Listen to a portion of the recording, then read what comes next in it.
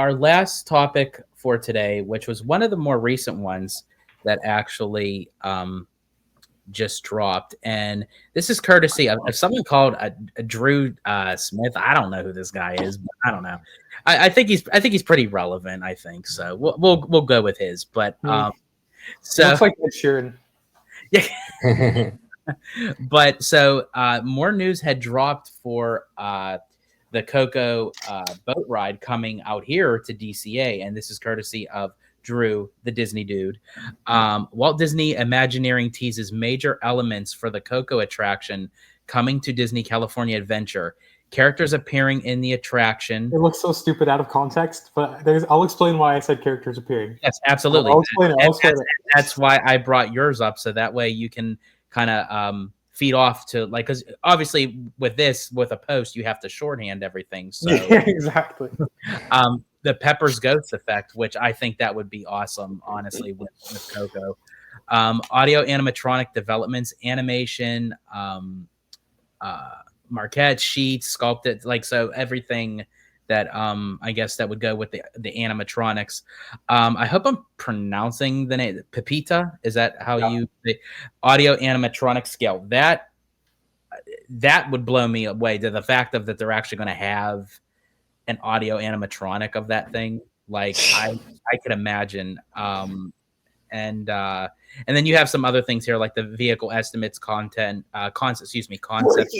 Breaking news. Everything. So, Drew, I'll start with you. Can you elaborate on everything that you have here and your overall thoughts of, like, how this attraction is going to end up turning out in the end?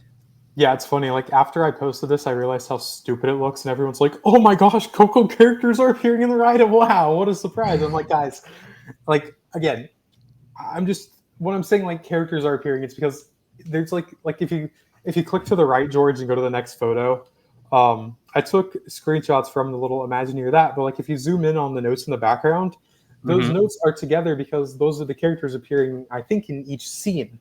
And, like, you can see, it says, like, Abuela, Mom, Dad, and Miguel. So maybe earlier on in the ride, that's where we see them, and that's kind of like setting up the story.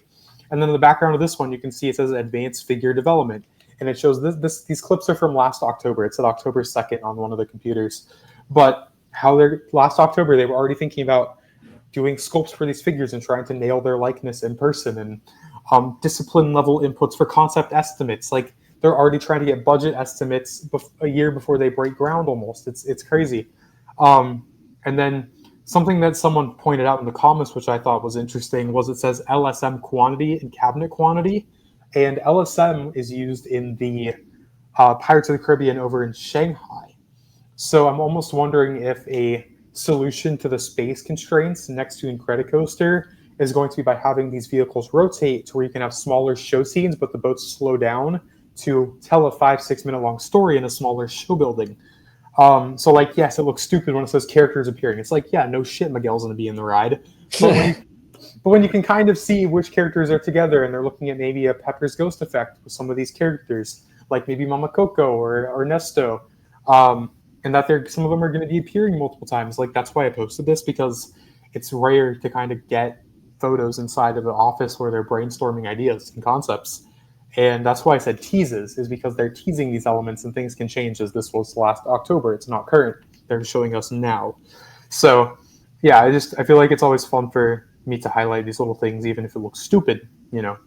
No, I love what you did. I love what you did here. And honestly, I like that idea of utilizing technology in the space constraint, because it does seem like they are tight over there where they're putting this thing, and they might be using, like you were saying, different technology with these boats, like Shanghai, where they can turn these boats and they can kind of maximize the smaller footprint. Disneyland is really good. Disneyland Resort has been really good, almost legendary with their space utilization. Like, the whole reason why Indiana Jones has, like, the most epic queue ever is because it had to get under the berm, right?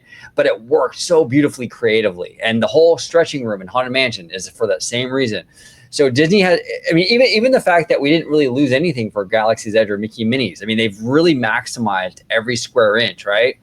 So it wouldn't shock me, Drew, if, like, they are going to utilize some sort of new technology, maybe the Shanghai, maybe something else, where it gives them more flexibility to make a more fleshed out experience in a smaller show building, right? So I hope so. I really, really do. Because that's my biggest question is how are they going to fit all this? It seems like a lot of ambition, which I love. I mean, DCA needs more ambition, right? And it needs a family ride like this. But how is it going to fit? It's just, I don't know. Maybe the technology is the solution possibly. So we'll see.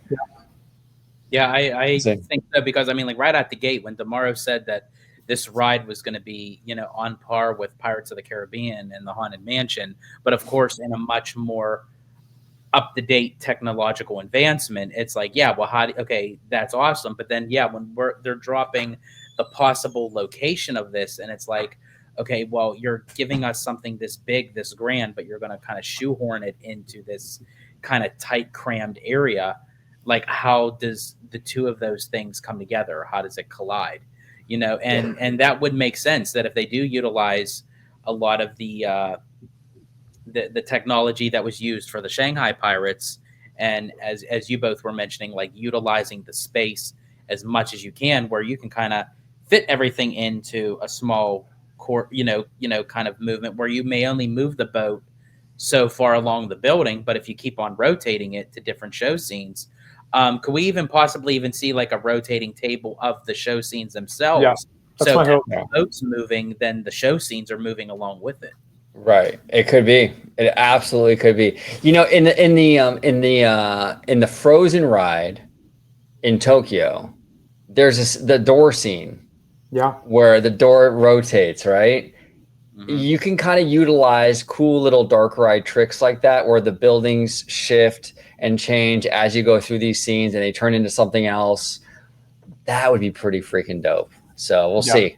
And that would be the perfect way to extend like a musical performance in this ride, by having the boat rotate and follow a character. Because like the animatronic would be stationary, but if it's on a turntable and you're looking right at that figure, well, it's not taking up a lot of space because it's just a circle in the building, but you're following that character throughout a scene for maybe 30 seconds or a minute with the music from this attraction. It would be absolutely brilliant.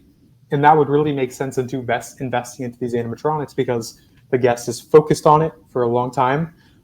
Like Josh says, this skeletal cast, I think were his exact words. So I don't know, LSM quantity.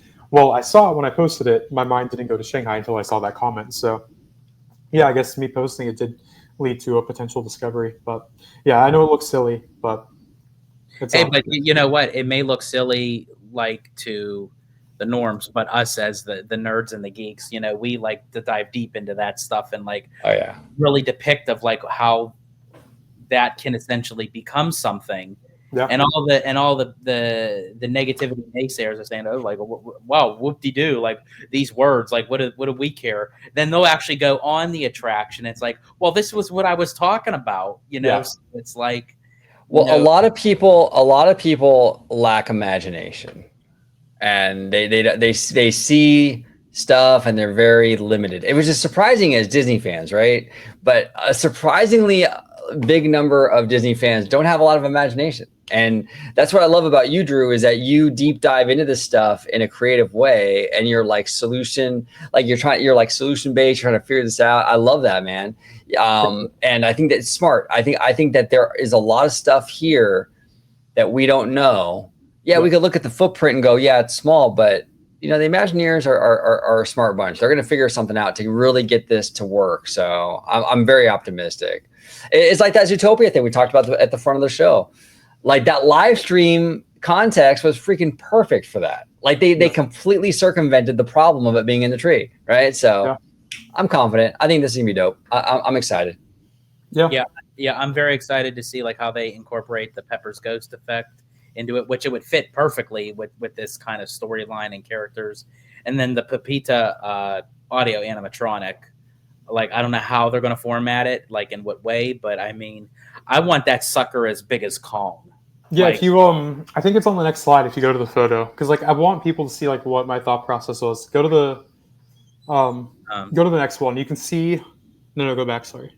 I think it's on the last one. It shows Pepita's scale right under advanced figure development, which is why I put it as an audio animatronic. It's in there's like the yellow sheets, it's the third one down right above media.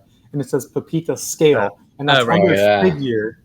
So that together is to me, that means that it's going to be an animatronic, right? And part of me wonders, like, is Pepita going to be in scene 5 or 7? Because that's together, it's the same sheet of paper. Like, there's a lot of possibilities here, and like, we don't know what scene 5 or 7 is going to be. But if this ride opens and Pepita's in scene 5 or 7, I'll be like, I told y'all so. Like, that's awesome. And again, going back to like nerding out, it's like it's the key words that count. Like, obviously, people could just say, "Oh, Pepita. Oh, it's probably going to be on a screen." Well, it's like, well, look at the word. It's under figure development, yeah. Yeah, it's under figure development and scale. You know, you're not going to worry about a scale format if it's on a screen. You know, so, and the fact that they're even using the term scale, that means, okay, it's going to be big. Yeah. And all a circumference and all that. Well, and Disney really does like to have like usually like 1 or 2 things in new attractions that they can kind of tout. And like one big thing, I remember when we got the Little Mermaid attraction, they were really touting the Ursula figure and stuff like that, right? So they like to tout like, and for the Na'vi River Journey, it was the shaman, right? So I could see Pepita being that thing that Imagineering and Disney comes out and really touts for this particular attraction, you know? So it makes sense. It makes sense.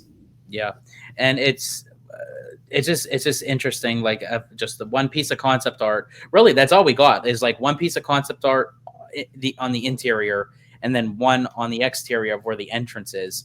But then they dropped all this kind of like inner skeletal kind of stuff of what the ride is going to be, and I'm excited even just with that alone. And again, that's just the nerd in me.